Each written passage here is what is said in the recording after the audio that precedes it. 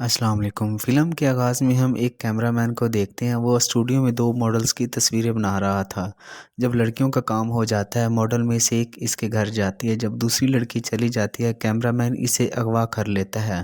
वो लड़की को बेहोश भी कर देता है। जब इसे होश आया तो वो अपने आप को बंधा हुआ पाती है। लड़की बहुत डरी हुई थी और वो कैमरामैन को बार-बार कह रही थी इसे छोड़ने के लिए।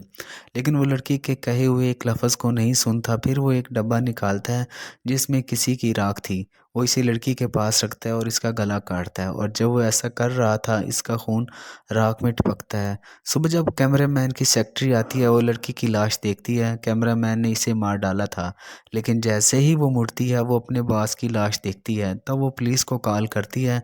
छानबीन के बाद पता चला कि कैमरामैन ने यकीनी तौर पर लड़की को मारा है, लेकिन ये सिर्फ एक राज था कैमरामैन को किसने मारा। जब वो कैमरामैन के गले को देखती है, इस पर किसी के कटे हुए निशान थे। इसकी लाश को देखकर ऐसे लगा जैसे किसी ने इसका गोश्त खा लिया हो। इसके बाद कहानी में हम देखते हैं कि दो न्यूज़ रिपोर्टर लड़कियों को देख रहे हैं जो बहुत काबिल थे, लेकिन किसी ने इन पर यकीन नहीं किया। जब वो दोनों अपने दफ्तर जाते हैं, इनका बॉस इनसे कहता है कि इस केस के बारे में मालूम करें। कैमरामैन की मौत कैसे हुई, किसने इसे इतनी बेरहमी से मारा। अब वो एक लैब लड़की से मिलते हैं। वो इसे होटल में खाना खिलाती है और इस केस के बारे में पूछता है। लड़की ने दोनों साफियों को बताया कि कैमरामैन ने लड़की को मार डाला। हमें इसके घर से कुछ मोमबत्तियां मिली हैं। इनको देखकर ऐसे लगा गोया वहाँ कोई रस्म या जादू था, और कैमरामैन की गर्दन पर किसी के दांतों के निशान थे, जैसे इसका गला किसी ने खा लिया हो। जब वो दोनों ये सुनते हैं, वो बहुत परेशान हो जाते हैं और सोचने लगते हैं कि ऐसा जालिम कौन हो सकता है, कौन इंसानों को इतने खौफनाक तरीके से खा रहा है। इसके बाद हम सेंड्रा नामी एक लड़की को देखते हैं। वो योगा कर रही थी और अपनी कार की तरफ जा रही थी।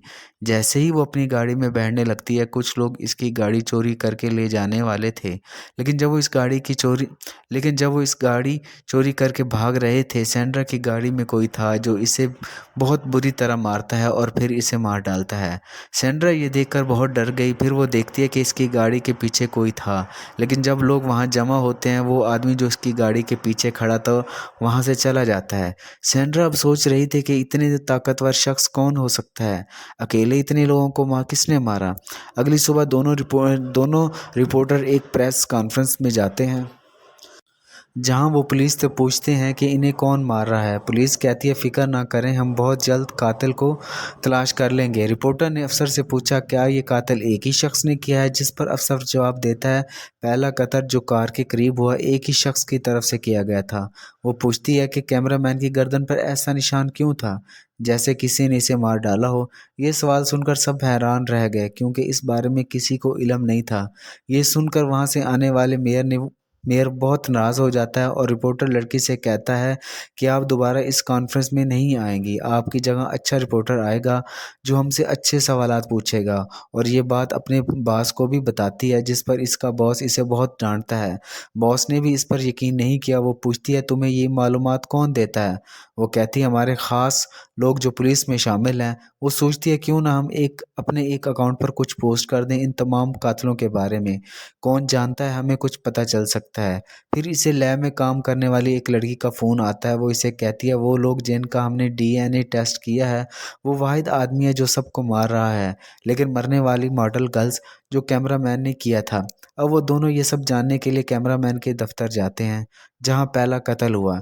जब वो वहाँ जाते हैं, उन्हें वहाँ एक बॉक्स मिलता है। ये वही था जिसे हमने कहानी के आगाज़ में कैमरामैन के हाथ में देखा, लेकिन अब इस डब्बे में राख नहीं थी।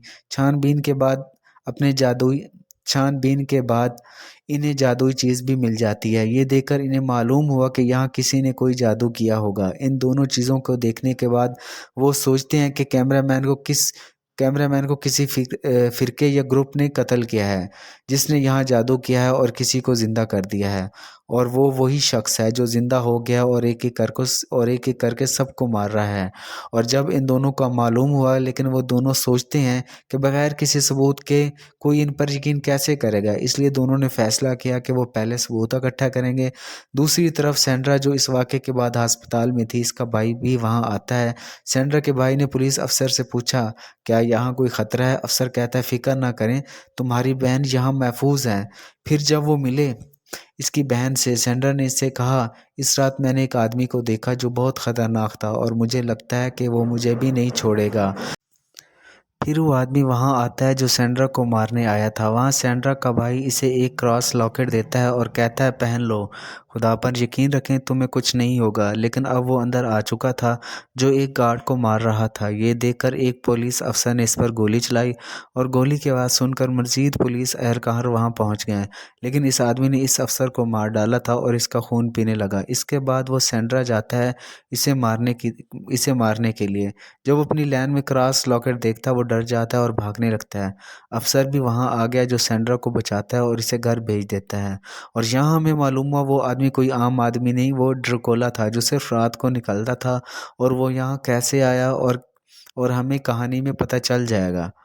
इसके बाद हम एक लड़की को देखते हैं जो अपने काम से घर जा रही थी। जब वो गाड़ी में बैठती है ड्रैकुला पीछे से आता है और इसकी गर्दन पकड़ लेता है और इसे मारता है और इसका खून पीने लगता है। अगली सुबह दोनों रिपोर्टरों को इनकी बॉस ने बुलाया।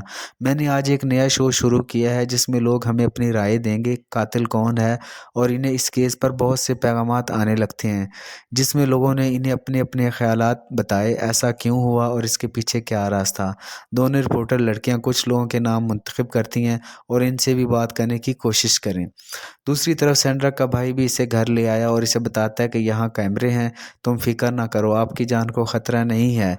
फिर सैंड्रा रिपोर्टर की वीडियो देखती है जिसमें वो कह रही थी कि अगर किसी को इस केस के बारे में कुछ मालूम हो फिर हमें बताए। सैंड्रा अपने भाई से कहती है कि मैं भी इनसे बात करना चाहती हूँ। वहाँ एक खातून दफ्तर में दोनों रिपोर्टर लड़कियों से बात करती है। वो कहती है कि मैं तुम्हारी खबरें पढ़ती हूँ जिसमें आपने एक कैमरा मैन का जिक्र किया। मैंने 1 साल पहले इस आदमी से बात की थी क्योंकि मैंने इस वक्त ड्रकोला पर किताब लिखी थी। इस किताब में एक आदमी का जिक्र था जो बहुत ख़तरनाक था। वो इस आदमी को ज़िंदा करना चाहता था और वो इन तमाम मालूमात में मेरी मदद करना चाहता था, लेकिन मैंने इसे इस बारे में नहीं बताया क्योंकि अगर मैंने ये किया होता, अगर मैंने इसकी मदद करती, फिर एक ख़तरनाक ड्रकोला हमारी दुनिया में आ गया होता। इस वक्त इनकी वीडियो में एक और लड़की भी शामिल है। कौन कहता है कि हाँ मैं भी इस आदमी के बारे में जानता हूँ जो ड्रकोला बनकर लोगों को मारता है। कुछ साल पहले मैंने भी इसका सामना किया। इसने मेरी आंखों के सामने मेरी दोस्त को मार डाला, लेकिन मैंने इसे मार डाला और इसकी लाश को धूप में लाया जिसकी वजह से वो बेड़ा बन गया और मैंने इसका बेड़ा एक डब्बे में बंद कर दिया। लेकिन कुछ दिनों बाद वो डब्बा चोरी हो गया। ये सारी कहानी सुनकर दोनों समझ गया कि ये ड्रकोला है जो अभी भी लोगों को मार रहा है और वापस आ गया है। जब वो दोनों घर जा रहे थे फिर इन्हें सैंड्रा का फ़ोन आता है जो इसने अपनी आंखों से देखा था। सैंड्रा की बात सुनकर दोनों को यकीन आ गया कि ये ड्रकोला है। जहाँ सैंड्रा रुकी थी ड्रकोला वहाँ आ चुका था। वो वहाँ आकर सैंड्रा के दोस्तों को मार रहा था। वीडियो कॉल के ज़रिए सैंड्रा ने दोनों रिपोर्टर लड़कियों को दिखाया कि वहाँ क्या हो रहा था। जब वो दोनों देखते हैं कि ड्रकोला कुछ लोगों को मार रहा है फिर वो भी बहुत डरती हैं। फिर सैंड्रा का भाई आता है जो इसे वहाँ से लेने आया था, लेकिन वो ड्रकोला भी वहाँ आता है और सैंड्रा के भाई को मार डालता है। इसने इन्हें वीडियो कॉल पर भी देखा। इसका चेहरा देखकर दोनों बहुत बहुत डर गए। वो जाकर पुलिस अफसर को सब कुछ बताती हैं। फिर कहते हैं, तुमने इस किस्से को क्यों मशहूर किया? अगर ऐसा है तो बराए करम ऐसा ना करें। आपकी कहानी बहुत फजूल है। वो जानती थी कि सबूत के बगैर कोई इस पर यकीन नहीं करेगा। वो सोचती हैं कि दिन के वक्त वो ड्रकोला कहाँ है और इसके लिए हथियार भी बनाती हैं ताकि वो इसका सामना कर सकें। एक दिन इसे एक लड़की का फ़ोन आया जो इनकी मदद करना चाहता था। अब वो इन दोनों को अपने दफ्तर में बुलाता है और पूछता है इसने इन्हें यहाँ क्यों बुलाया। वो पूछती हैं इसने इन्हें यहाँ क्यों बुलाया। वो आदमी कहता है कि हम डीलर कंपनी है, हम घर बनाते हैं और बेचते हैं। और कहता है कि एक दिन मेरे पास एक आदमी आया जिसने मुझे बताया कि मुझे ऐसा घर चाहिए जो बिल्कुल वीरान हो और एक बहुत सी सुनसान जगह पर हो, वहाँ कोई ना आए और ना जाए। मैंने इसे वो घर दे दिया है। ये सुनकर वो कहती हैं कि ये सब हमें क्यों बता रहे हो। वो आदमी कहता है शायद वो ड्रकोला हो जिसे आप ढूंढ रहे हो। वो इन दोनों को चाबियाँ भी देता है। दोनों ने अब वहाँ जाने का फैसला किया। जब वो दोनों वहाँ गई तो वो इमारत वाकई वीरान थी। वो वहाँ शवाए जमा करना शुरू कर देती हैं, लेकिन इन्हें वहाँ कोई सबूत नहीं मिला, इसलिए वो वापस जा रही थी। लेकिन फिर वो एक अखबार देखती हैं। ये 2 हफ्ते पहले की बात थी। इसे देखकर वो सोचती हैं कि यहाँ कोई नहीं रहता, फिर ये अखबार यहाँ कैसे आया। फिर वो एक लड़के की लाश देखते हैं वो ड्रकोला भी था जिसने इसकी टांग पकड़ी हुई थी और इन पर हमला करता है। जब वो दोनों यहाँ से भागने की कोशिश करती हैं, ड्रकोला इन्हें पकड़ता है और इन्हें बहुत मारता है और इनका खून पीने की कोशिश भी करता है, लेकिन वो हार नहीं मानती। वो इस पर हमला करती हैं। ड्रकोला एक रिपोर्टर को बहुत मारता है और इसे बेहोश कर देता है और दूसरी रिपोर्टर इसका खून पीने के लिए इसकी तरफ भाग रहा होता है, लेकिन वो भागी और सूरज की रोशनी में लाई। इसके बाद ड्रकोला वापस इसके पास जाता है जो बेहोश हो गया था, लेकिन अब वो लड़की भी होश में थी और वो एक छड़ी उठाती है और ड्रकोला को मारती है जैसे ही वो बेहोश हो गया। और ये दोनों इसे खींचकर सूरज की रोशनी में ले आईं, जिससे वो दोबारा राख बन गया। इसके बाद हम कुछ दिनों बाद कहानी देखते हैं। दोनों साथियों को बहुत तकलीफ हुई। इन पर किसी ने यकीन नहीं किया कि उन्होंने एक ड्रकोला को मारा। इसलिए दोनों ने अब फैसला करते हैं कि वो प्रेस छोड़ देंगे और शादी करके दूर रहने लगती हैं। कहानी के आखिर में हम एक छोटी सी लड़की को देखते हैं जो ड्रकोला की राख एक औरत को दे रहा था। हम देखते हैं कि इसके नाखून बहुत बड़े थे, गोया वो भी ड्रकोला थी। गोया कैमरामैन ने लड़की का खून राख में डाल दिया था और इसे जिंदा कर दिया, लेकिन ड्रकोला के जाते ही इसने इसे भी मार डाला। फिर दोनों रिपोर्टरों ने अपनी बहादुरी से ड्रकोला को मार डाला, लेकिन जब तक ड्रकोला की राख इस दुनिया में रहेगी, फिर कोई ना कोई शख्स लड़की का खून बहा देगा। इसमें और इसके फ़ायदे के लिए इसे ज़िंदा करना, और ये ड्रकोला फिर दुनिया को तबाह करने आएगा। और यहीं पर इनकी ज़ाती कहानी और ये फ़िल्म ख़त्म होती है। देखने और आपके वक़्त का शुक्रिया।